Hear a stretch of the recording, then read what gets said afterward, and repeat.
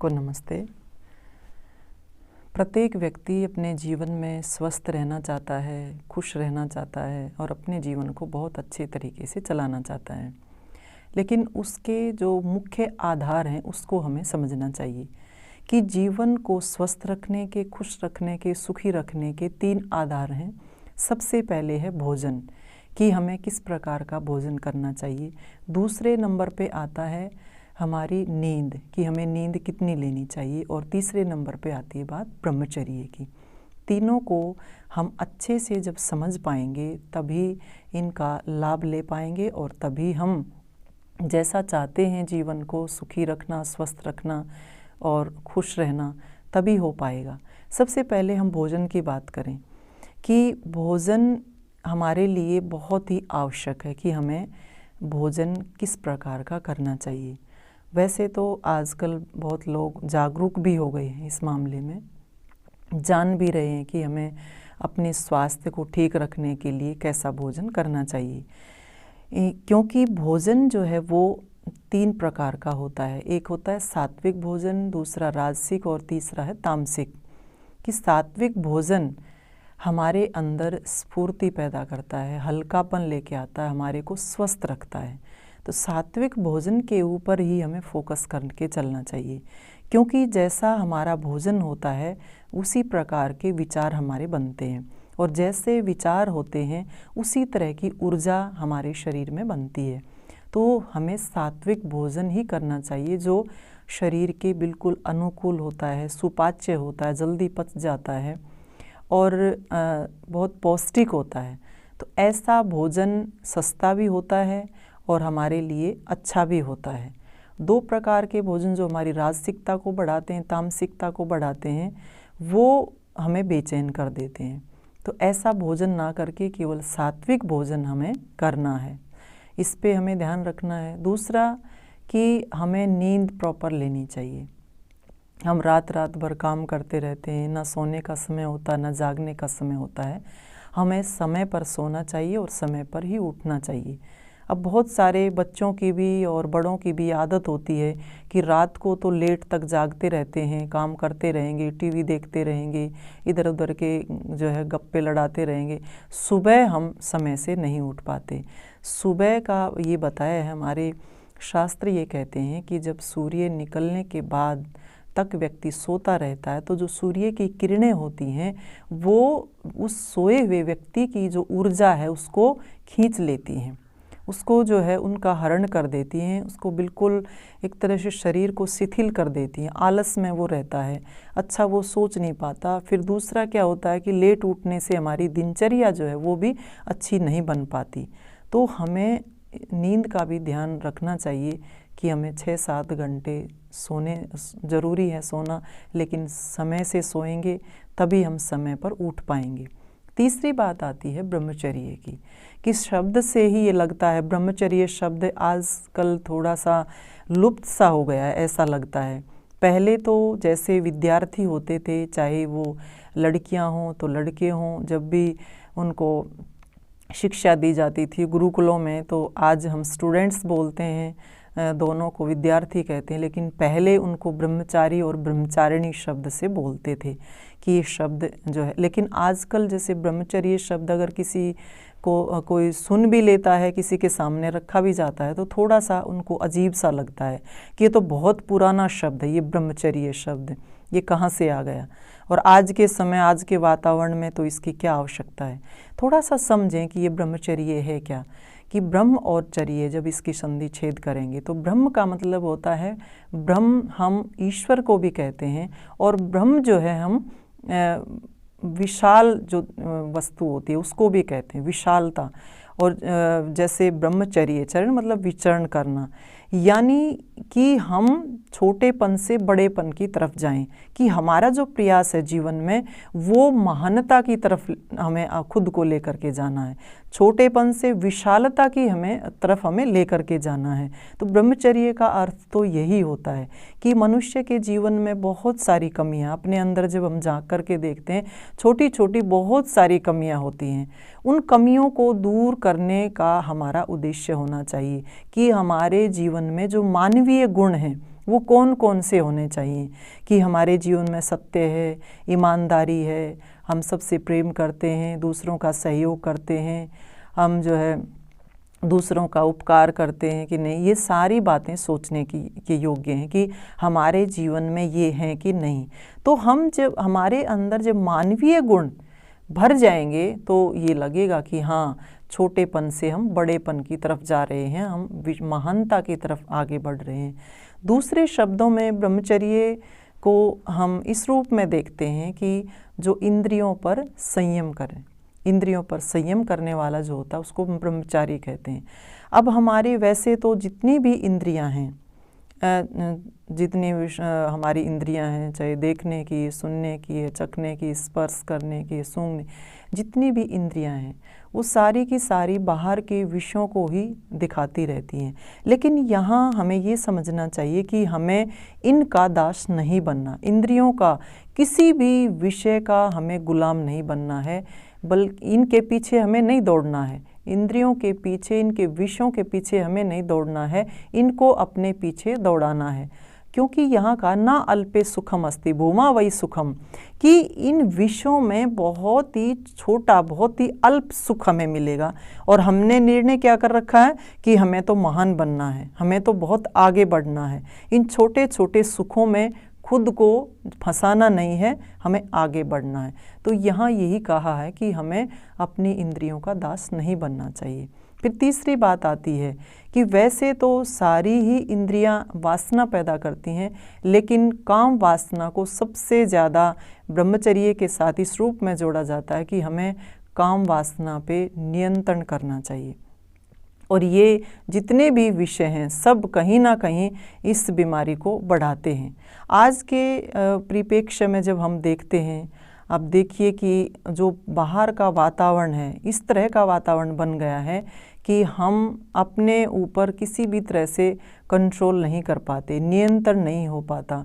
क्योंकि देखते हैं, टीवी खोल करके देखें, समाचार पत्र देखें, कोई मैगजीन उठा करके देखें, फ़ोन पे देखें, कंप्यूटर पे देखें, कहीं भी जब हम देखते हैं तो हमें इसी बीमारी को बढ़ाने का सारा मैटर मिलता है। सारा मटेरियल इस तरह का आया हुआ है, सारी सामग्री इस प्रकार की आई हुई है कि आप टीवी के ऊपर जितने भी प्रोग्राम देखते हैं, जितने मनोरंजन के कार्यक्रम देखते हैं, उनमें मुख्य रूप से अगर कंक्लूज़न निकालें उनका तो दो ही बातें सीखने को मिलती हैं। एक तो वायलेंस बहुत ज़्यादा, कि इतनी सारे उसमें खून खराबे की चीज़ें दिखाई जाती हैं। दूसरा कि ये काम वास है, उसको कैसे कैसे बढ़ावा दिया जाता है। और दूसरी बात क्या है कि जितने भी कार्यक्रम देखे जाते हैं, जितने भी प्रोग्राम होते हैं, अब ये तो एक तरह से हम मान के ही चलें कि जो चीज़ देखी जाती, आँखों से डायरेक्ट जो चीज़ देखी जाती है, उसका कहते हैं कि 92% इफ़ेक्ट तो हमारे ऊपर उसी समय पड़ जाता है। तो जो देख रहे हैं, जो सुन रहे हैं, उसका सीधा सीधा सबकॉन्शियस माइंड पे उसका इफ़ेक्ट जा ही रहा है। अब आप कोई भी सीरियल देखेंगे, कोई भी सीरियल देखते हैं, अब बच्चे भी देख रहे हैं, बड़े भी देख रहे हैं, बच्चे गाने भी सुन रहे हैं, बच्चे मूवी भी देखते हैं, सीरियल सब कुछ देख रहे हैं, परिवार वाले साथ बैठे हैं और ये माने कोई बात नहीं है, कॉमन बात है, कुछ भी फ़र्क नहीं पड़ता। लेकिन जो जो चीज़ें दिखाई जा रही हैं, चाहे गानों की बात करें हम, चाहे मूवीज़ की बात करें, सीरियल्स की बात करें, तो उनमें क्या होता है, जिसको भी हम देखेंगे कि उसमें कोई ना कोई हमारा फेवरेट हीरो होता है, हीरोइन होती है, एक्टर एक्ट्रेस होते हैं, उनके साथ हमारी बहुत ही ज़्यादा एक भावना जुड़ जाती है कि हाँ, हमें ये एक्टर पसंद है, ये एक्ट्रेस पसंद है। तो क्या होता है कि हम जब कोई भी ऐसे प्रोग्राम देखते हैं तो हम भूल जाते हैं कि हम कहाँ बैठे हैं, इतना ज़्यादा उसमें खो जाते हैं। तो जिसको भी, जिस एक्टर को, जिस एक्ट्रेस को हम पसंद करते हैं कि वो जो भी करती है या करता है, जो भी अपने किरदार के रूप में जो भी अपना वो कैरेक्टर प्ले करता है, उसके साथ ऐसे जुड़ जाते हैं कि उसके साथ जब गलत होता है तो हमें बहुत ज़्यादा दुख होता है। उसका मान लीजिए उसका एक्सीडेंट हो जाए तो हमें बहुत परेशानी होती है, उसका कोई धोखा दे जाए तो हमें परेशानी होती है, उसके जीवन में कोई खुशी आती है तो हम बहुत ज़्यादा खुश हो जाते हैं। लेकिन आज सीरियल्स या मूवी भी इस प्रकार के दिखाए जाते हैं कि एक लड़का एक लड़की, पता नहीं कितने लड़कों के साथ उसका अफेयर होता है, लड़की का कितने लड़के का कितनी लड़कियों के साथ अफेयर होता है। तो वो जो वहाँ पर शो किया जाता है, उनका लव जो शो किया जाता है, उनको एक दूसरे का जो प्यार प्रेम जो दिखाया जाता है, उसका जो और बातों का इफेक्ट जब उसके ऊपर पड़ता है, व्यक्ति के ऊपर या बच्चे के ऊपर जो वो देख रहा है, तो इस बात का क्यों नहीं पड़ेगा। इसको भी हमें समझना चाहिए कि कोई भी ऐसा सीरियल, कोई भी ऐसी मूवी टीवी के ऊपर या दिखाई जाती हो, क्या फ़ोन खोल करके देखें वहाँ कोई दिखाई जाती हो कि माँ बाप के साथ कितने मजबूती के साथ रहा जाए या भाई बहन के रिश्ते को किस तरह से मजबूत किया जाए, उसके ऊपर ध्यान नहीं होता। यहीं पर फोकस किया जाता है, सबसे ज़्यादा यहीं पर फोकस होता है। फैशन इतना ज़्यादा दिखाई देता है, एक एक हीरोइन जो है एक सीरियल में पता नहीं कितनी बार जो है वो कपड़े बदल के आती है, अलग अलग फैशन करके आती है, तो उसका सीधा सीधा असर जो है हमारे उस सबकॉन्शियस माइंड में पड़ ही रहा है। तो जो बाहर का वातावरण इतना ज़्यादा दूषित हो गया, इतना पोल्यूटेड हो गया बहुत ही ज़्यादा, तो इसमें ऐसा लगता है कि हम अपने आप को किस तरह से अपने खुद के ऊपर कैसे कंट्रोल कर सकते हैं। यही इसका इतना बड़ा दुष्परिणाम निकल रहा है कि जो बच्चे हैं आज सबके हाथ में फ़ोन है, और फ़ोन हाथ में आने के बाद माँ बाप को पता भी नहीं चलता कि बच्चे क्या उसमें देख रहे हैं, कितने समय तक देखते हैं। तो उसमें क्या होता है कि वो अपने जीवन को बर्बाद कर लेते हैं, बुरी तरह से जो है वो अपनी उस एनर्जी को वेस्ट कर लेते हैं। और अब देखिए कि शरीर में एक ही एनर्जी होती है, या तो उसको जो है कंट्रोल करके हम जो चाहें जीवन में पॉजिटिव जो चाहें वो पा सकते हैं, और या फिर इस एनर्जी को हम ख़राब कर लें। एनर्जी ख़राब करेंगे सारा हमारा, क्योंकि हमारा जो नर्व सिस्टम है उसके ऊपर बहुत ज़्यादा उसका इफ़ेक्ट पड़ता है, और जब नर्व सिस्टम हमारा एक तरह से वीक हो जाएगा, हम कैसे आगे बढ़ सकते हैं, बढ़ ही नहीं सकते। दिमाग खराब रहेगा, चिड़चिड़ापन इतना ज़्यादा आ जाएगा, सहन शक्ति उसकी जाती रहेगी, पढ़ाई में मन नहीं लगेगा, 24 घंटे किसी ना किसी जिसके प्रति मन में फीलिंग जगी है उसी के बारे में सोचता रहेगा। घर वाले अच्छे नहीं लगते, परिवार वाले जो है बहुत बुरे लगते हैं। तो ऐसी जो है सिचुएशन क्रिएट हो जाती है, और आज बहुत सारे जो पेरेंट्स हैं उनकी ये प्रॉब्लम है कि बच्चे जो है वो इस तरह से इन्वॉल्व हो रहे हैं। कि यहाँ माँ बाप को भी बहुत ज़्यादा सावधानी रखने की आवश्यकता है कि जो आदर्श माँ बाप अपने सामने प्रस्तुत करेंगे उसी तरह के जो है बच्चे भी बनेंगे। ये हमें ध्यान रखना चाहिए कि बच्चे क्या देखते हैं, क्या सुनते हैं। एकदम असर नहीं होता, धीरे धीरे धीरे धीरे इस बात का असर होता है कि उसके अंदर जो वो मटेरियल जा रहा है वो इकट्ठा होकर के क्या विस्फोट करेगा वो आप अच्छे से जान पाएँ। तो ये जो ब्रह्मचर्य जो शब्द है ये यही है कि इसको अगर हम एक तरह से अपने इंद्रियों पर संयम करेंगे, इस बीमारी को जो है अपने जीवन में नहीं आने देंगे, तो हम अपने जीवन को स्वस्थ रख पाएंगे, खुश रख पाएंगे, और हम जो है सुखी रह पाएंगे। लेकिन ये भी प्रश्न उपस्थित हो जाता है कि ये तो स्वाभाविक है, ये सबके अंदर विद्यमान है, ये सबके अंदर है, जो स्वाभाविक है। इसके लिए हमारे ऋषियों ने इसीलिए गृहस्थ जो है आश्रम को बनाया था कि आप जो है इसमें अपनी पूरी शालीनता के साथ और एक एज के साथ, एक आयु सीमा है, उसकी आयु सीमा में एक समय आता है, उसमें बंद करके आप गृहस्थ आश्रम में जा सकते हैं। तो वो शालीनता ये नहीं है कि भी आज का जो इतना ज़्यादा उच्छृंखलता जो समाज में दिखाई देती है, उस तरह का जो माहौल है ये कहीं ना कहीं हमारे जीवन को बर्बाद करने का जो हमारे लिए रास्ता खोल रहा है। दूसरी बात यही आती है कि ये जो विषय हैं और जो विषय वासना है, इनको हम जितना ज़्यादा भोगते चले जाएंगे, ये कभी भी शांत नहीं हो सकती। इसमें जो है हमारे शास्त्र क्या कहते हैं, कृष्ण वर्त में भूय एवाभिवर्धते, कि जिस प्रकार से हम अग्नि में घी डालते हैं, अग्नि में जितना ज़्यादा घी डालेंगे उतनी ही ज़्यादा वो अग्नि जो है वो भड़कती चली जाएगी। तो उसको जो है भोगना नहीं, जितना ज़्यादा भोगा जाएगा उतना ही ज़्यादा हम और ज़्यादा उसमें फंसते चले जाएंगे। भोगा ने भुगता वय में भुगता, कि भोग जो है भोगते भोगते, भोगों को हम नहीं भोग रहे, भोगों ने ही हमें भोग लिया, हमारे शरीर को जीर्ण शीर्ण कर दिया। और इच्छा जो है वो लगातार बनी रहती है, शरीर उसके अनुकूल होता नहीं है, उसकी अपनी एक सीमा है। तो शरीर जो है हमारा एक तरह से बिल्कुल खराब हो जाता है। जो एक आगे बढ़ने का जो एक माध्यम है शरीर, वो किसी भी रूप में हमें आगे ले जाने वाला रहता नहीं है। हम निराश हो जाते हैं, हताश हो जाते हैं। तो लोग ऐसे इसमें डूबे हुए हैं, ये इतनी बुरी तरह से मारते हैं, ये इनमें से निकलना बहुत मुश्किल हो जाता है। जितना ज़्यादा इनमें फंसते चले जाएंगे उतना ही ज़्यादा हम इनके दास बनते चले जाएंगे। ऐसा नहीं है कि जो आज इतना ये आग जो है जल रही है, इतनी एक तरह से दिख रहा है कि ऐसा लगता है कि पूरे बारूद के ढेर पर लोग बैठे हुए हैं। ऐसा नहीं, ऐसा भी समय था प्राचीन समय में कि राजा अश्वपति ने एक बात कही थी कि न स्वैरी न स्वैरिणी कुतः, न स्वैरिणी कुतः, ये बात कही थी कि मेरे राज्य में कोई भी व्यभिचारी नहीं है तो व्यभिचारिणी कहाँ से आएंगी। ऐसा भी समय इस हमारे देश में रहा है, प्राचीन हमारी संस्कृति ऐसी रही है।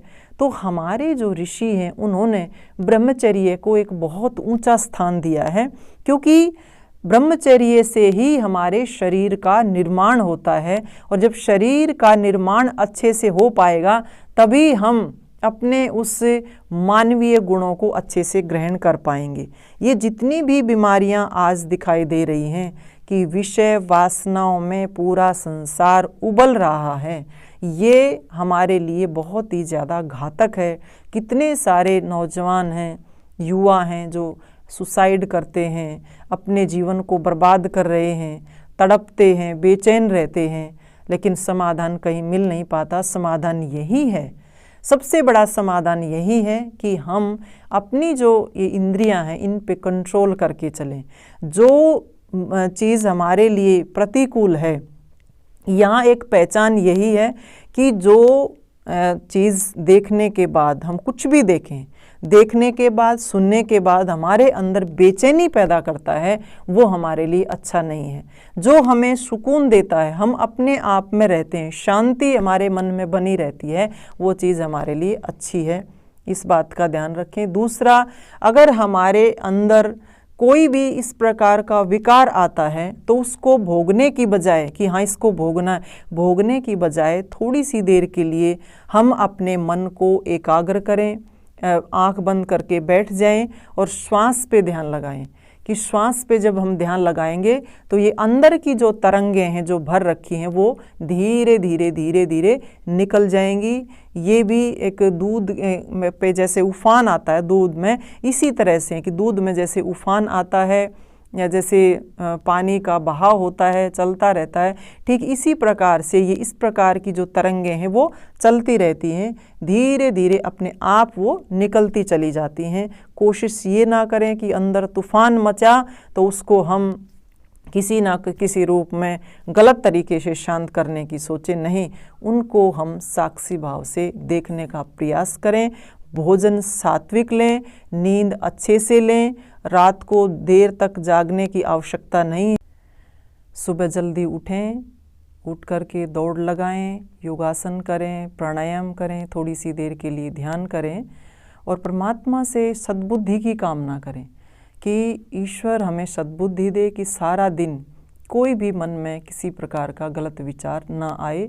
और दूसरा, हम सबसे ज़्यादा असर हमारे बाहर के वातावरण का पड़ता है। हम अपने मनोबल को मजबूत करें कि हमें पता है कि हमारा भला बुरा किस में है, तो उस समझ के साथ हम आगे बढ़ें, चाहे कोई कितना भी बहकाए, लेकिन किसी भी बात को हमें सुनना नहीं है। तो ये कुछ बातें हैं अपने अच्छे जीवन को चलाने के लिए। भोजन, नींद और ब्रह्मचर्य, इसके ऊपर ही फोकस करके हमें चलना चाहिए। इन्हीं शुभकामनाओं के साथ आपका धन्यवाद। नमस्ते।